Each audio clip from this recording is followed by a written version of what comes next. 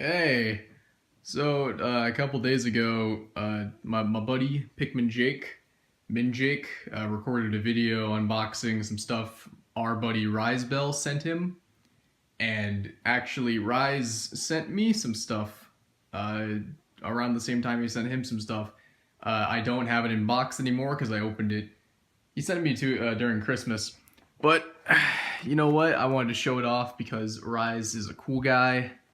Yeah! Alright, so here we have some, Rise thought I'd like these, and you know what? I do like Star Trek, so this works out. So over here we have a, this is Data, and this is from, even though it says Star Trek Next Generation, this is from Star Trek Generations, the first of the Next Generation movies, 1996, I think, or 1994, I forget. But it's, this is Data, Lieutenant Commander Data, in his this is actually a little fun fact that no one's gonna care about, but this suit design is not actually the Next Generation suit design. This is what they did for first starting in Star Trek Deep Space Nine, which started like halfway through Next Generation's run, and then they kind of clumsily switched some people into these uniforms while also keeping the last ones. It's a mess. It's Generations is not a very good movie, so but yeah, this looks nice. I haven't opened them yet, or I haven't opened either at all.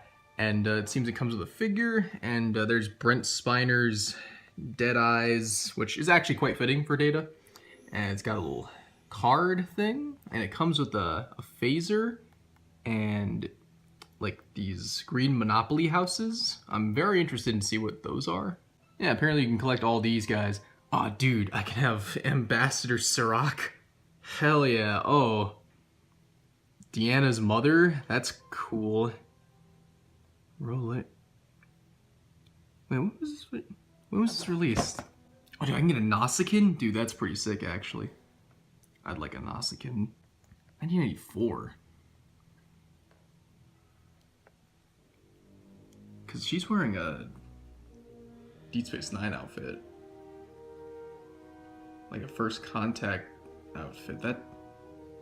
Is that right? Anyway, so the other one he got me was this this Borg drone from Star Trek First Contact, even though it does not say that, but I know it's a Star Trek First Contact one because no one gave a shit about the Borg before this. So let's see, it has with the Lego route, it has spring firing Borg arm. It's very interesting. That's not actually, I don't think a Borg has ever had that kind of arm. Normally they just have like a phaser gun arm or something. For something this bulky, it'd be like a medical Borg, or a Borg that takes apart other Borg drones to recycle the parts, or it's kind of weird that this. I know it's a toy, but it bothers me. Actually, that's kind of weird too. How it has two arms that don't have hands, and I thought that was like a thing where like they had to have one like grabby, like at least a hand with like more than two joints and like a gun arm or something, or like a pincher. So normally it'd be like normal arm pincher, or normal arm and then blaster cannon, even though I just said they didn't have blaster cannon. They don't. Yay, Borg drone, yay. It's on the back here. So it says I get a Borg display stand, I get a Borg scanner, which is cool, I guess. Borg cybernetic arm. Dude, I can join the official Star Trek fan club at 102 fan. I doubt they're still around. With fencing action. Is that that's from the episode where Q puts them in like Robin Hood times, but I forget who that is. Also, why is Picard and Riker in their Next Generation uniforms while Worf is in his Deep Space Nine one? Because this is supposed to be First Contact, but Worf was. This bothers me. So yeah, I'm gonna take these out of the box and then we'll see what they look like, I guess. All right, so I figured I'll take a look at Data first, or whatever. So I got Data here in a Jesus pose. He's hung up on his Starfleet communicator, as he should be. Let me tell you something about this. This hasn't been opened since like 1994, I assume, since it's been in box, and it shows because his elbows, they don't move. Like, these things are, I was looking inside and I don't think you can see it, but there's like corrosive, it's like corroded in there. it's not focusing, whatever. But it's like corroded in there. It does not move. But so the most I can do is like get him in like a Jerry Seinfeld, like, what's up with hairline food, like that kind of pose, and that's about it. Because his legs look silly. Like I guess I could do the scene where he's tap dancing in that one episode of Next Generation, but there's no like he has no thigh joint or anything, so he's just kind of stuck like this, like he has to shit himself, or he has like he's like hopping on one leg. Yeah, this is already pretty lousy when it comes to articulation. Like I'm surprised actually that it has whatever this part of the body is, the thing that makes him bitch slap bitches, because I thought his arms are just like up and down like a robot, like C-3PO, but no, actually has a bit more than I expected. I expected the head to move. It does not. It does not move. It feels like it should, but I feel like that's just, it's loose or something, and I don't want to mess with it because it'll fall apart, and also I don't want to break him because I'm going to put him back in the box. And yeah, so it also came with the 2 trading cards. Let me look at this one. So we have this is the one that you saw on the front of the box. It's just Brent Spiner. Take it in. And then we also have a Benzite, and a Benzite is an alien that can't talk, so he has this spatula thing in front of him. And he appeared in like 1 episode in like season 2. See, I can tell that because he has the different Starfleet uniform. Yeah, I don't care. I don't care about the Benzite. But yeah, let me look at this communicator thing. I think this communicator thing, this is date on it. It's crooked. It bothers me. But I guess I could put this on myself. There's no way to do that. I wish I could though. It's like a stand, so you can like. Okay. Okay, that kind of works. Yeah, alright. Maybe yeah,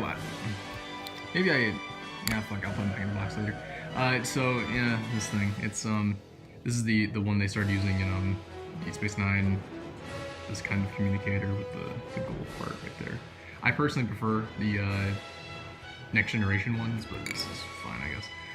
And then, these Monopoly houses over here, I did not read the front of the box or the back, but even then they were the wrong color on the back, so I'm not wrong. But this is like a tricorder, a medical tricorder, a regular tricorder, I think, and then the other ones are just like nondescript, like medical or like spatial reading stuff. I don't remember seeing any of this in Star Trek, so I'm going to assume Playmates or whoever made this just made it up. And then we also have this phaser, which looks like a lightsaber. A lightsaber if it was like a roll of Laffy Taffy or like a dog's tongue. We're gonna do something naughty. I think this is an okay looking like phaser. I wish it had some black on it so it didn't look like a Cybermat with like a tongue or it's like bleeding out. Yeah, alright. It's kind of in there. It kind of works. Yeah, alright, here we have the Borg drone, and I'm not taking out all the little accessories he has because they're pretty boring. Also, this box was a pain in the ass. Like, there's so much tape in this. What kid wants to deal with that? Like, really? I know kids already don't want this, but don't tape up things like that. It's a waste of tape and it's stupid. So anyway, here we have the this Borg drone, and I was actually kind of surprised. He is quite a bit taller than Data. A lot of Borg drones look kind of malnourished, but they're actually pretty tall guys. I don't know why it took me so long to think of the word tall. So I'm taking a look at him, and you want to see a great, something awesome? Hell yeah, that's it, baby. That's the whole action function for that. Like, let me look on the box again. Wasn't it like, yeah, look how exciting that looks. Overall, actually, the detail on this isn't too bad. It kind of looks like something you would see in like Alien, the way like it's kind of meshy, the metal, which isn't super like the Borg. Normally, they just look like T-shirts with tubes on them, but I guess they wanted to go kind of all out with the figures, and that's why he has this big ass fucking blaster arm. And yeah, let's see how this thing fires. All right, it's over there now. I gotta go look for that later. It's okay. It's nothing like one of the new Lego, fucking, not the flick flyer, the new things they put on like the X-wing and stuff. I have one and they're powerful as shit. So yeah, it's nothing compared to that, but it's fine, I guess. He has the same problem Data has, where he has no thigh joint. So if you wanted to just have a Borg do some wacky things, you can do it. And yeah, that's about it. His face looks weird. Also, just like Data, like it swivels, but it kind of just goes back to the same place if you move it. And also these are in the way, and yeah, this isn't really a fun toy for kids. I don't get how. I forget. Actually, this is pretty cool.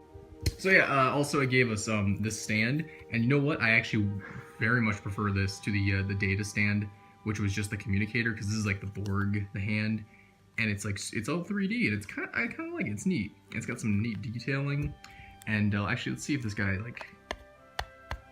Yeah, there we go. This is what it's all about. This is 90s extreme sports. I'm surprised Star Trek never cashed in on that. Actually, I'm not surprised, because that does not feel like Star Trek. So it came with this, and this isn't a trading card. It's an advertisement manual. So let's see what the fine people at Playmates decided that we could also spend all our hard-earned money on. Figures, some far more interesting than others.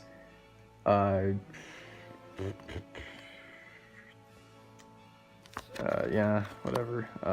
Again, see, it's Captain Picard in Next Generation uniform, and then Riker and Worf in like First Contact uniforms. I don't get it.